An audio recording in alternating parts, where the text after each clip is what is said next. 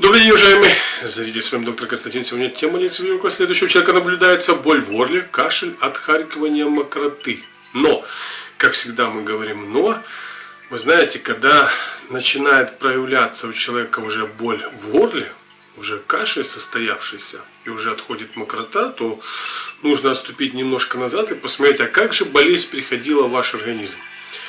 Что было предшественником этой болезни? Оказывается, потом у человека спрашивают, что-то вы знаете, насморк у меня появился сначала, потом меня вроде просквозило, потом вроде бы у меня такое, знаете, простудное заболевание, озноб был, то меня штормило, холод, тепло, потом горячка пошла, потом я пропотеть не мог, потом температура 40, и тут выясняется, что у человека практически что вирусное заболевание, он простудился, и это заболевание ударило человека в его уязвимую область, бронхит, либо острое протекание бронхита.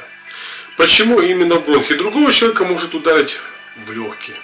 Одного может ударить в легкие, в бронхи, другого ударит в поджелудочную железу. У кого слабое какое место, туда болезнь вас и бьет. И если вы на свои года не знаете, какое ваше уязвимое место, то вы себе уже не лекарь. Вы можете себе навредить. Поэтому, уважаемые зрители, знаете, куда ваша болезнь может вас ударить. И тем самым вы сразу что? Сможете дать ей отпор.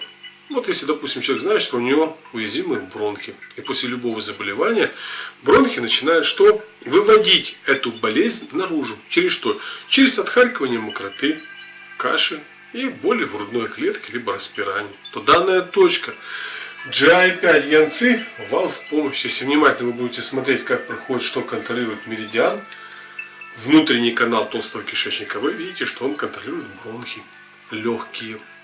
И потому здесь данная точка в помощь тем людям, которые что?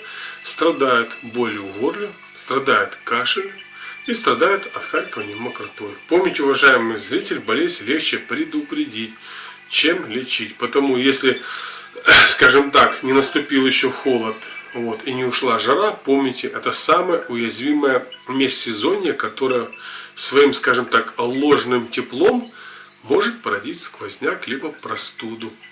И вы что? Вас просквозит, вследствие чего можете легко заболеть. Поэтому, пожалуйста, в межсезонье не испытывайте свой организм на закаленность, одевайте теплее и помните, что яньскую энергию сохранить нельзя. Но данная точка, GI5 янцы, ложбинка я и янский поток, может что? Дать вам немножко той яньской энергии, которую вы, скажем так, что растратили, не сэкономили. Тем самым она выступит в роли что? Лечения тех симптомов, которые вы услышали в данной лекции. Спасибо за внимание.